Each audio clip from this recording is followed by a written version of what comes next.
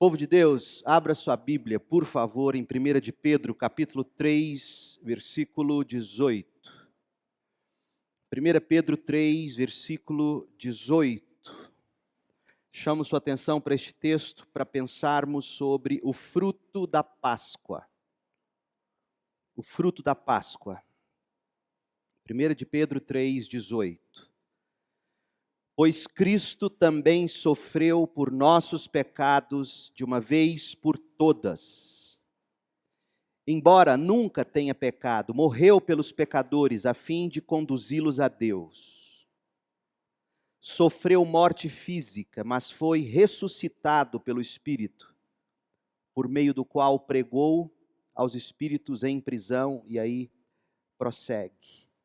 Embora nunca tenha pecado, morreu pelos pecadores a fim de conduzi-los a Deus. Para os crentes, para os cristãos, a Páscoa não terminou. Ela não terminou domingo passado. A Páscoa nunca termina. A Páscoa jamais terminará para nós cristãos. A Páscoa é o evento mais importante da história. Eu diria, mais importante até que o Natal. Mas infelizmente, por não ser celebrado em final de ano, como costumamos celebrar o Natal, próximo de feriados de Ano Novo, e férias de janeiro e dezembro, infelizmente a Páscoa ela não é celebrada com a mesma intensidade como nós celebramos o Natal. Apesar de crer, e mostrarei para vocês porquê, apesar de a Páscoa ser o evento mais importante da história, mais importante que o Natal. Sem a Páscoa, não haveria razão para a nossa fé. Porque sem a Páscoa, nós não teríamos o Cordeiro substituto. O Cordeiro de Deus que tira o pecado do mundo, João 1, 29. Deus, ele até poderia ter se feito carne, habitado entre nós sem pecado, como ele fez, e isso é o que nós celebramos no Natal. Deus se fez carne, habitou entre nós, cheio de graça e de verdade, e vimos a sua glória como a glória do unigênito do Pai, viveu sem pecados. Mas, se Cristo não tivesse morrido no lugar do pecador, se Cristo não tivesse ressuscitado da morte, e isto é Páscoa, morte e ressurreição de Jesus, gente, não restaria para nós esperança de vida eterna. Sem Páscoa, não haveria para nós um novo e vivo caminho de volta até Deus. Por isso que Paulo, em 1 Coríntios 15, 14, ele diz: e se Cristo não ressuscitou, nossa pregação é inútil, e a fé que vocês têm também é inútil. Ouviram isso? Paulo não está dizendo, e se Cristo não tivesse nascido, é óbvio que para ele ter morrido é importante que ele tenha nascido. Eu sei disso. Mas o que você precisa perceber é que Paulo está dizendo, se não fosse a Páscoa, morte e ressurreição de Jesus, tudo que pregamos, tudo que cremos, teria sido inútil. Sem a Páscoa, sem o Cristo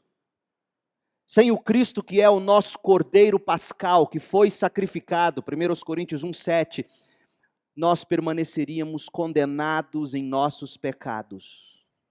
Condenados em nossos pecados. Merecedores da ira de Deus.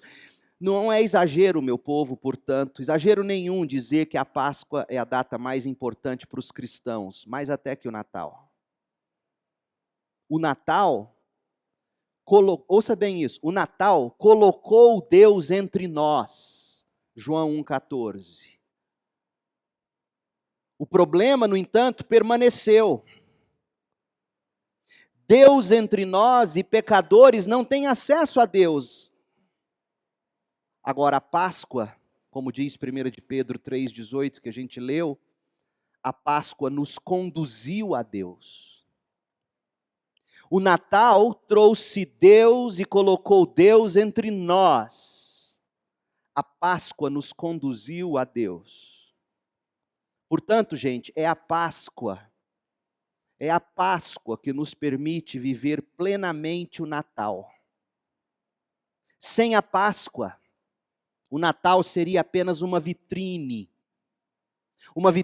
que nos revelaria a glória de Deus em Jesus Cristo, mas nós, como em toda linda vitrine, permaneceríamos separados pela barreira de vidro do pecado, completamente à distância de Deus, contemplando a beleza de Deus apenas à distância. A Páscoa nos deu Deus. A Páscoa nos conduziu a Deus. O fruto da Páscoa é a nossa comunhão com Deus. O fruto da Páscoa não é chocolate, o fruto da Páscoa é Deus. Por isso que eu afirmo que a Páscoa para o crente é para a vida toda. É para a vida toda. A Páscoa é o coração do Evangelho. E ouça, por favor, adolescentes, jovens, todo mundo, ouça o que eu tenho para te dizer nessa manhã sobre o que é o Evangelho. É o Evangelho que te salva. Ou haverá de te condenar. Se você não consegue, aqui eu peço para que você faça esse exercício. Se você não consegue articular para você mesmo, em palavras, o que é o Evangelho, você está em zona perigosa. Porque se você não consegue articular em palavras aquilo que você precisa crer para a salvação, se você não consegue compartilhar com palavras aquilo que você precisa confessar para a salvação, veja em que zona perigosa você se meteu. Portanto, eu te pergunto, o que é o Evangelho? Como você define o Evangelho? Como você entende o Evangelho? Como você anuncia o Evangelho para alguém que você gostaria de ver salvo? Paulo nos mostra que o Evangelho é o coração da Páscoa. Olha o que ele diz em 1 Coríntios 15, versos 3 e 4. Eu lhes transmiti o que era mais importante e o que também me foi transmitido. Aqui está o resumo do Evangelho. Eu lhes transmiti o que era mais importante e o que também me foi transmitido. Eu recebi isso do Senhor, diz Paulo. Eu recebi isso dos apóstolos, diz Paulo. Eu recebi o que é mais importante e eu vou continuar transmitindo o que eu comecei a transmitir para vocês. Aquilo que é mais importante, o coração do Evangelho. E aí Paulo diz, que é o Evangelho? Cristo morreu por nossos pecados, como dizem as Escrituras. Ele foi sepultado e ressuscitou no terceiro dia, como dizem as Escrituras. Nós já dissemos, mas nós não pecamos por reafirmar. A Páscoa nos proporciona perdão. Está escrito aqui. Cristo morreu pelos nossos pecados, versículo 3, 1 Coríntios 15, 3. A Páscoa nos proporciona perdão. Estávamos condenados, o salário do pecado é a morte, alguém teria que morrer no lugar do pecador. Cristo morreu por nossos pecados. Mas a Páscoa, além de perdão, a Páscoa é vida eterna. É vida eterna porque no mesmo texto de 1 Coríntios 15, no verso 4, Paulo fala da vida eterna quando ele diz que Jesus foi sepultado e ressuscitou no terceiro dia. E aí, no desenvolvimento de 1 Coríntios 15, Paulo vai usar o argumento de que se Jesus ressuscitou, aqueles que creem em Jesus também ressuscitarão. Então, o que é a Páscoa? A Páscoa, que é o coração do Evangelho. A Páscoa é o Evangelho. O que é o coração do Evangelho? Nós somos pecadores, separados de Deus, precisamos ser conduzidos a Deus. A única maneira de sermos conduzidos a Deus é crer na vida sem pecado, na morte substitutiva, na morte no nosso lugar, no sepultamento e ressurreição de Jesus, é crer nisso. Ele é o meu substituto, ele é o meu cordeiro pascal. Ele foi sepultado porque o salário do pecado é a morte, mas ele ressuscitou porque Deus aceitou o seu sacrifício. Ele venceu a morte, ele venceu o pecado, e quando eu creio nele, eu sou conduzido a Deus, eu recebo a vida eterna, eu vou à presença de Deus. Esse é o Evangelho, é isso que você tem que crer para a salvação. As implicações de se estar separado de Deus por causa do pecado são enormes. Se você quer avaliar quais são as consequências do pecado, olhe para o seu comportamento. Olhe para as coisas que você sabe que é pecado, não deve fazer, é errado, alguma coisa te diz, não posso, não devo. Por que você faz então? Porque o pecado grita dentro de você e diz, faça. Quando você olha para as famílias desestruturadas, para os desarranjos sociais, para os desarranjos familiares, para os desarranjos emocionais, para os desarranjos da saúde física, quando você olha para o mundo e vê tanto caos, tanta morte, tanta esquizofrenia em todos os sentidos, tanta divisão, isso é o mundo gritando e dizendo, o mundo jaz no maligno, o mundo está morto em seus pecados. Nós precisamos de um substituto. Nós precisamos de alguém que receba a pena pelo pecado em nosso lugar. Alguém que possa ir tomar nosso lugar na morte, para que a gente possa ter vida. Agora eu quero te perguntar, por que você quer perdão? E por que você quer vida eterna? Eu estou dando um passo mais profundo agora. O perdão, por exemplo. Algumas pessoas podem querer o perdão de Deus simplesmente por se sentirem culpadas. É ruim viver com sentimento de culpa. Ruim. Você ofende alguém, aí você quer ter certeza que essa pessoa te perdoou. Por quê? Porque é ruim conviver com aquela dor de ter ofendido alguém. Mesmo que sem querer. Fica pior ainda quando se ofende sem querer, não é verdade? Porque quando você ofende por maldade, você sai com aquela sensação, paguei com a mesma moeda. Mas alguns ofendem sem querer e eles vivem. E aí você quer o perdão porque você não aguenta mais conviver com o seu sentimento de culpa. Onde está o problema nisso? O problema está em que você quer alívio para a sua culpa. Você não quer libertação no outro. Você não quer que o outro se liberte do ressentimento de ter sido ferido por você. Viu a seriedade? Quando eu busco o perdão de alguém, eu não posso querer apenas o meu alívio. Eu tenho que querer principalmente honrar o outro. Quando o outro diz, eu te perdoo, eu não quero mais sofrer com esse rancor que eu sinto por você. Eu quero que você seja livre desse sentimento também e assim por diante. Outra coisa, algumas pessoas pensam assim, alguns pensam, eu quero ser perdoado por Deus. Por quê? Sentimento de culpa. Esse é um tipo de fé que não salva.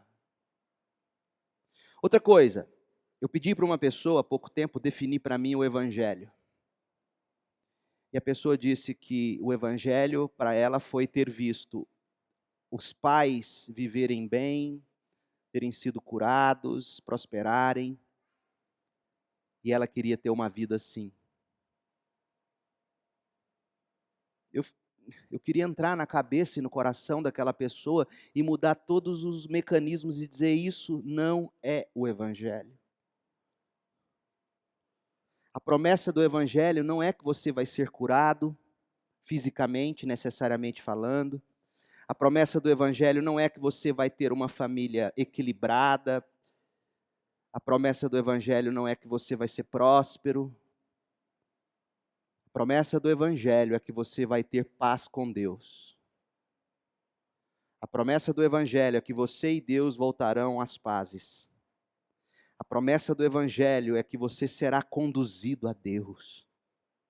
A promessa do Evangelho é que, ao ser perdoado por Deus, Deus te recebe na presença dEle. E você quer ser perdoado não simplesmente para se ver livre de um sentimento de culpa.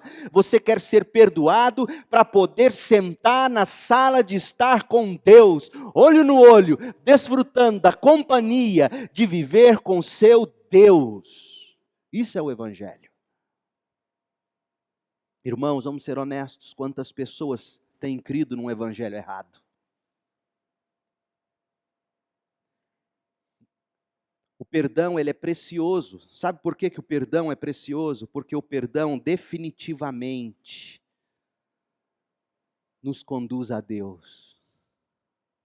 Por que você precisa de perdão? Não é porque Deus quer que você, depois de um culto, ao ouvir a mensagem da cruz, não é porque Deus simplesmente quer que você saia se sentindo bem.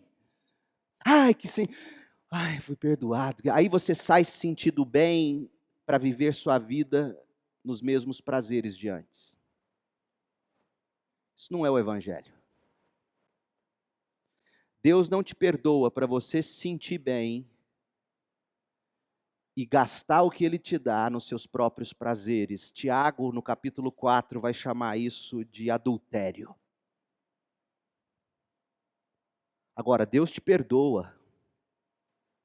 Como diz Pedro, como disse Paulo. Pedro diz, Deus nos perdoou, Cristo morreu por nós, para nos conduzir a Deus. Deus nos perdoa para a gente sair do culto, sair da presença de Deus dizendo, na verdade eu nunca saio da presença de Deus. O fato de eu ser perdoado me permite entrar e ficar na presença de Deus, desfrutando de Deus e de tudo que Deus me dá. Aí, quanto mais eu bebo de Deus, aprendo de Deus, recebo de Deus, mais eu vivo de Deus. E quanto mais eu vivo de Deus, mais eu tenho chances de ter uma família estruturada, uma vida mais próspera, porque eu vou ser trabalhador.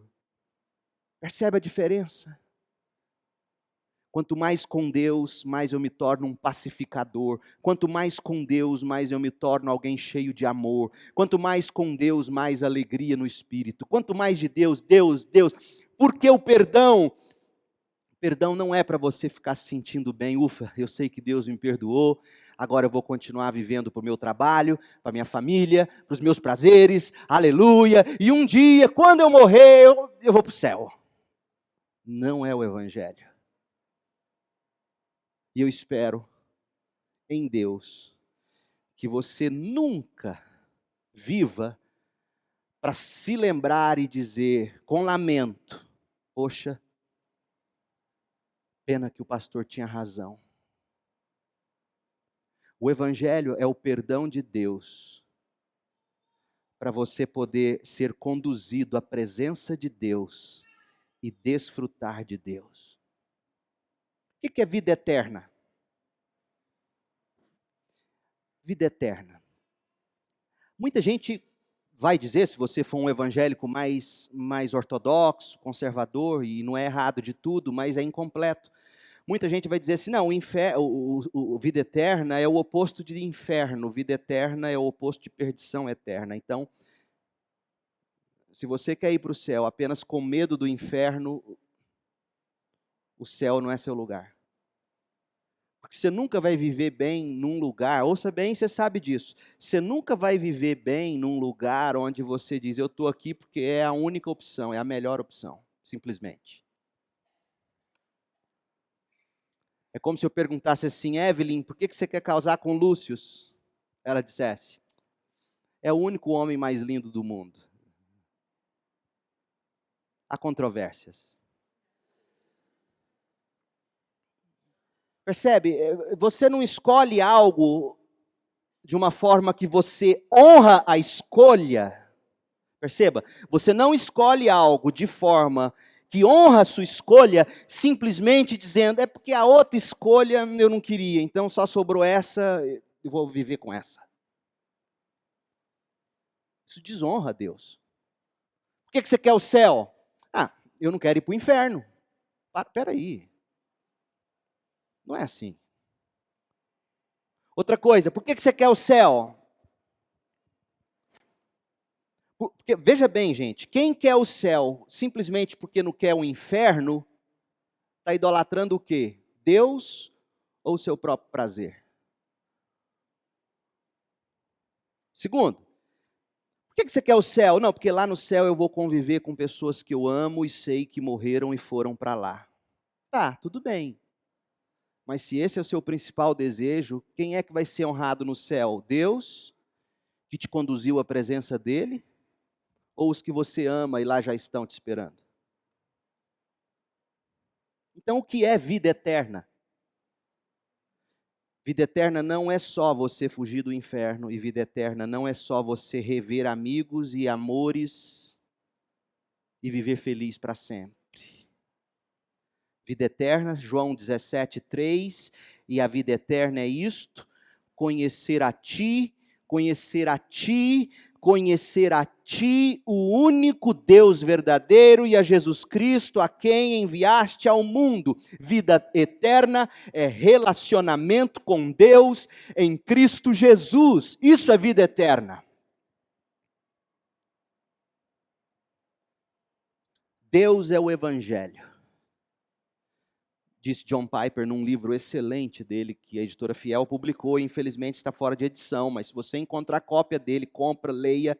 John Piper disse que era o livro mais importante que ele tinha escrito.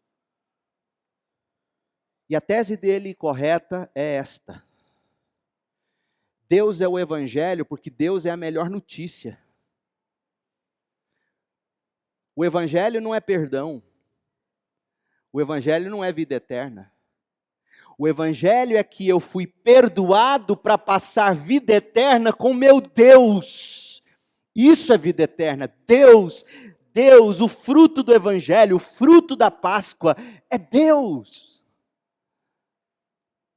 Isso significa que você tem que começar hoje, aqui, agora, imediatamente, buscando maneiras de cultivar apetite em Deus. Como você cultiva seu apetite em Deus? Sério? Pense sobre isso. Quais são suas estratégias diárias para você cultivar apetite com Deus? O quê? WhatsApp. Pornografia. Bebedeira. Comelança. Goiás e Vila, o tempo inteiro, Goiás e Vila, piada.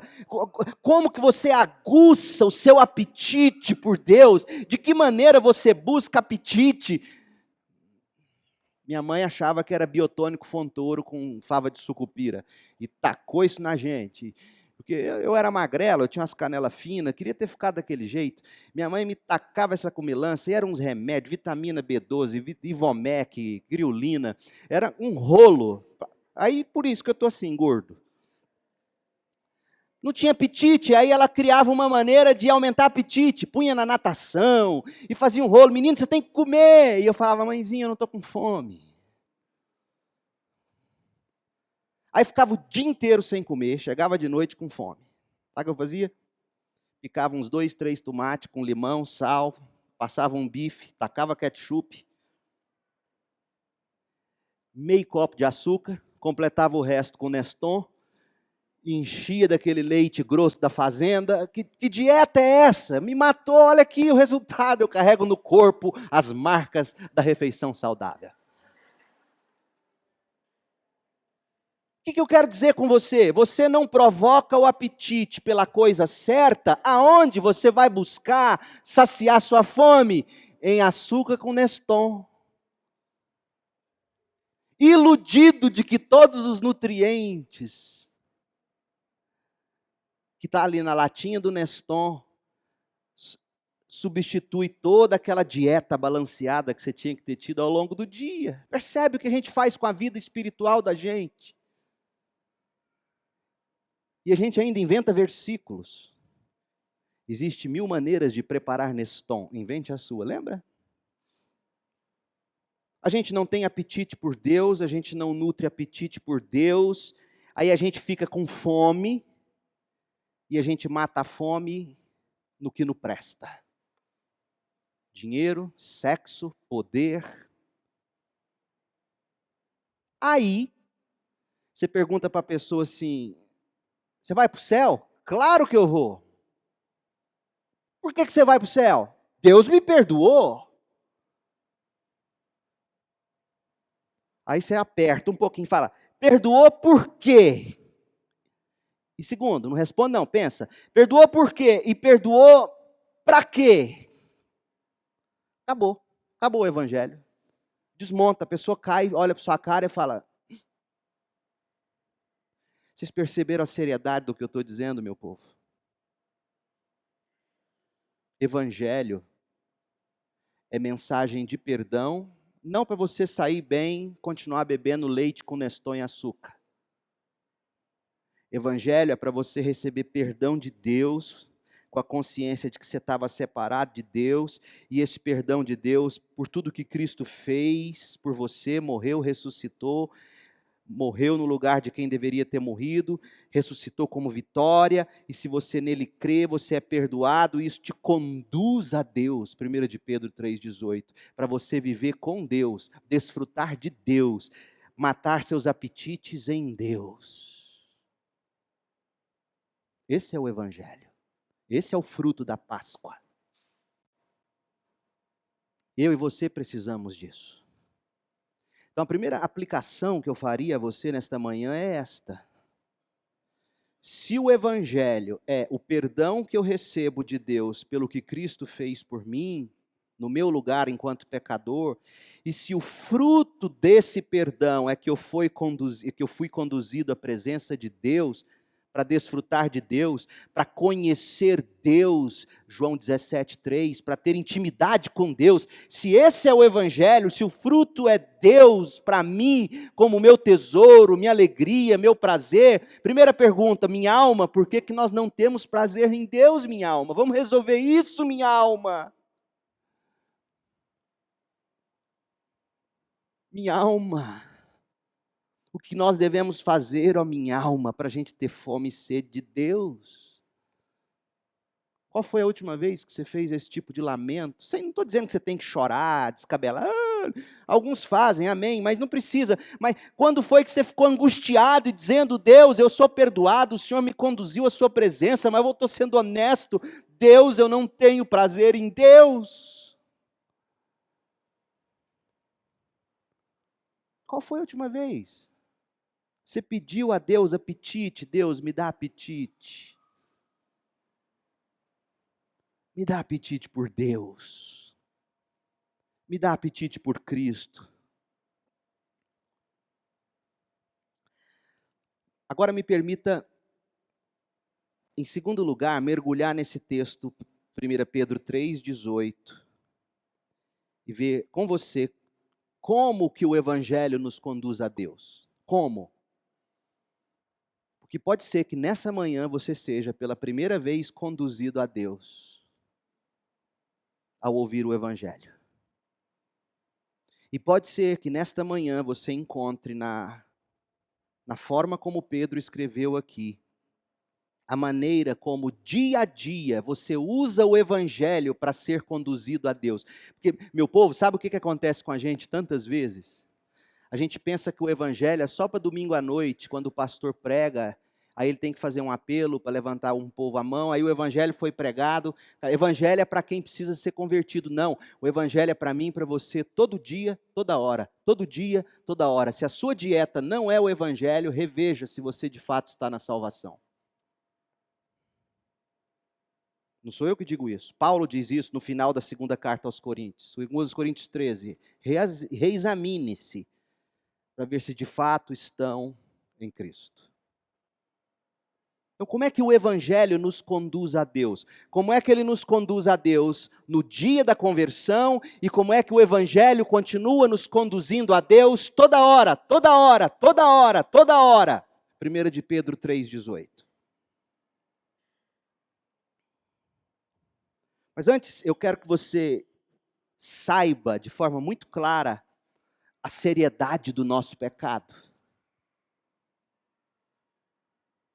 1 de Pedro 1,18, veja comigo, a seriedade, o que foi preciso acontecer para haver perdão. Porque quando você vê o que foi preciso acontecer para haver perdão, você descobre que a nossa condução a Deus, o fruto da vida eterna, o fruto do Evangelho, o fruto da Páscoa, essa condução do pecador à presença de Deus, isso teve um preço alto, impagável. Não é suas obras, não é frequenta a missa, a culto, não é nada disso que te salva. Não é dinheiro, não é boas obras, não é ser bom, não é eu não faço isso, eu não faço aquilo, eu sou melhor, não é nada disso. Isso não salva. Estar aqui todo domingo, cantar nesse coral, entregar seu dízimo. Isso tem que ser fruto da salvação que já aconteceu, jamais o meio para a salvação que você quer garantir. Percebeu? Qual foi o preço da minha condução, não coercitiva, mas amorosa, à presença de Deus? O que é que custou? 1 de Pedro 1,18, pois vocês sabem que o resgate para salvá-los, o preço da salvação, do estilo de vida vazia, olha como é que ele descreve a vida no pecado, uma vida vazia, que vocês herdaram de seus antepassados, não foi pago com simples ouro ou prata, que perdem seu valor, mas com o sangue precioso de Cristo, Cordeiro de Deus, sem pecado nem mancha. Esse é o preço. O preço do Filho único de Deus. O sangue, a vida dele. E lá nos Estados Unidos tem um ditado que é assim: você ganha aquilo pelo que você paga. Ou algo mais ou menos assim, you get what you pay for. Você ganha aquilo que de fato você pagou. Ou seja, se você pagou barato, é porque você está pegando algo que não presta. E foi isso que aconteceu. Cris e eu chegamos nos Estados Unidos, todo invocado, $2.000 no bolso, achando que ia viver lá os 4 anos com $2.000, acabou tudo. E aí nós fomos numa loja de dollar store, aquelas de R$1,99 lá, e compramos um jogo de panela de comida chinesa, japonesa. Na época, eu nem lembro, acho que pagamos R$9,99 naquele conjunto, belíssimo. Falei, vamos usar os 4 anos e levar de volta para o Brasil. R$9,99. Aí uma coreana comprou uns ingredientes lindos, carne fresca. Pensa numa menina bacana, uma missionária, solteira, gente fina, estudando no seminário, amava a gente amava ela, foi cozinhar lá em casa. E eu, orgulhoso, tirei as panelas do armário. Ela olhou para as panelas, olhou para a Cris. E foi, jogou o óleo coreano e foi. Gente, começou a cozinhar, saiu a fumaça. O cabo começou a derreter. Coisa barata. Quando se olha para uma coisa muito cara como essa, o sangue de Cristo, isso revela a você que o preço é alto. E é na proporção do tamanho do problema que nós tínhamos. Primeira coisa, reconheça a seriedade do seu pecado. Agora, 1 de Pedro 3,18. Como é que o Evangelho nos conduz a Deus para a salvação e para a perseverança para a salvação final? Como é que o Evangelho nos conduz a Deus para a salvação e para a perseverança para a salvação final? Primeiro, reconheça que o seu maior problema é o seu pecado.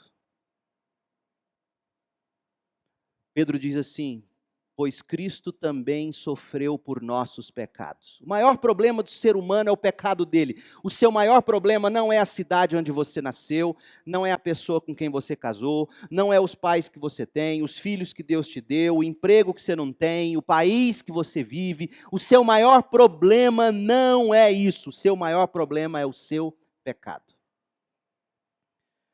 Porque se o seu maior problema não fosse o seu pecado, Cristo não teria morrido pelo seu pecado. Ele teria morrido por aquilo que é mais importante e mais problemático.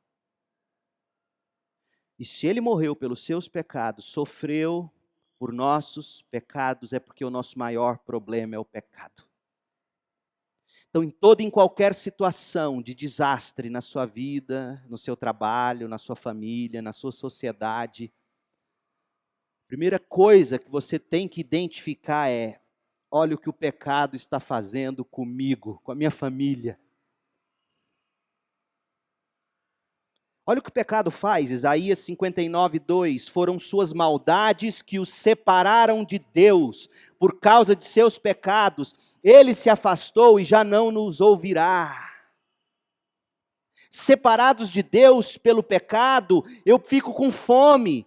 E eu vou matar essa fome no pecado, nos pecados, nas coisas, nas obras de injustiça. O maior problema do ser humano não são seus vícios, o maior problema do ser humano não são seus transtornos, o maior problema do ser humano não é a crise financeira, o maior problema do ser humano é o pecado que o afastou de Deus e que o faz buscar o que não deve e achar que soluções é aquilo que não é.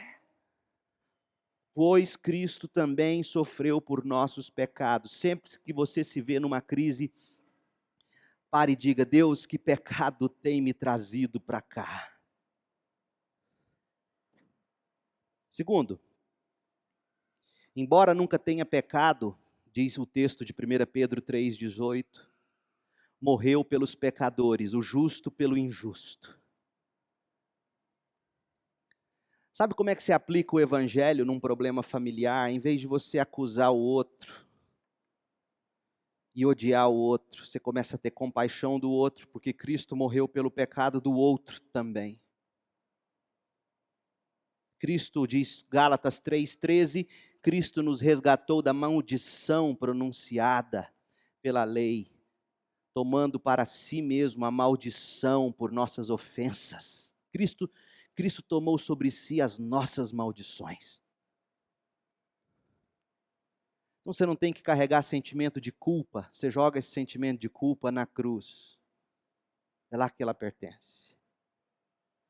Você não tem que carregar nenhum tipo de orgulho, nenhum tipo de pecado. Esse pecado não pertence a você. O pecado não pertence ao seu corpo, à sua alma. O pecado pertence à cruz de Cristo, porque Ele escolheu tomar sobre si os nossos pecados. É assim que se resolve conflitos. Não é jogando a culpa na cara do outro, não é acusando e pondo o dedo na cara do outro. Quando você chega num impasse, aí você fala: Deus, mas está errado. Sim, está errado. O que você vai fazer com isso? Você vai cobrar até o último centavo dele? Ou você vai pegar essa conta errada, mal feita dele? Você vai cobrar isso até o fim? Ou você vai pegar isso e vai jogar onde deve? Na cruz. Como isso ajuda a gente a resolver conflito? Está vendo como o evangelho dá para ser vivido e tem que ser vivido?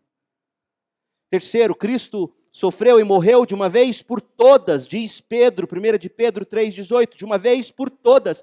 Não precisa de mais rituais, não precisa de mais sacrifícios, não precisa de missas. O que você precisa? Você precisa crer no que uma vez por toda aconteceu e sempre de novo ser lembrado disso. Qual é a grande diferença, portanto, de uma missa para um culto?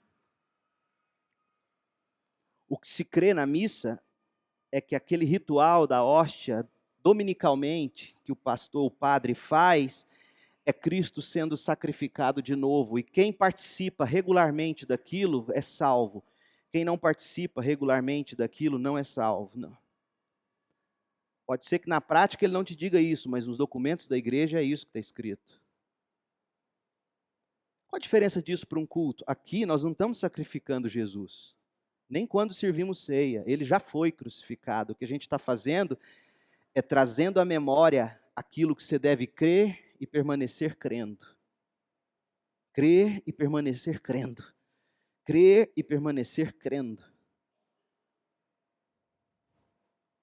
Outra coisa, 1 de Pedro 3,18, Cristo sofreu e morreu de uma vez por todas, sofreu morte física, mas ressuscitou pelo Espírito, ou seja, Deus trouxe da morte para a vida. E essa é a esperança que você tem que ter num momento de dor, de enfermidade, quando você se arrebentou ofendendo o outro, se destruindo, aí você se olha e se vê. Quantas vezes você já não deve ter sentido um caco diante de algo errado que você fez, de um pecado que você cometeu? Quantas vezes você não deve ter se sentido no buraco, no lixo, questionando sua salvação? Quantas vezes? E aí esse texto nos diz que da mesma forma que Cristo foi ressuscitado ou vivificado pelo Espírito, quem mantém a fé em Cristo é de novo e de novo vivificado até o dia em que seremos para sempre vivificados na ressurreição dos mortos. O lugar do crente não é o túmulo. O lugar do crente não é a ruína do pecado. O lugar do crente é a ressurreição poderosa pelo Espírito na presença de Deus. E por que aconteceu isso tudo?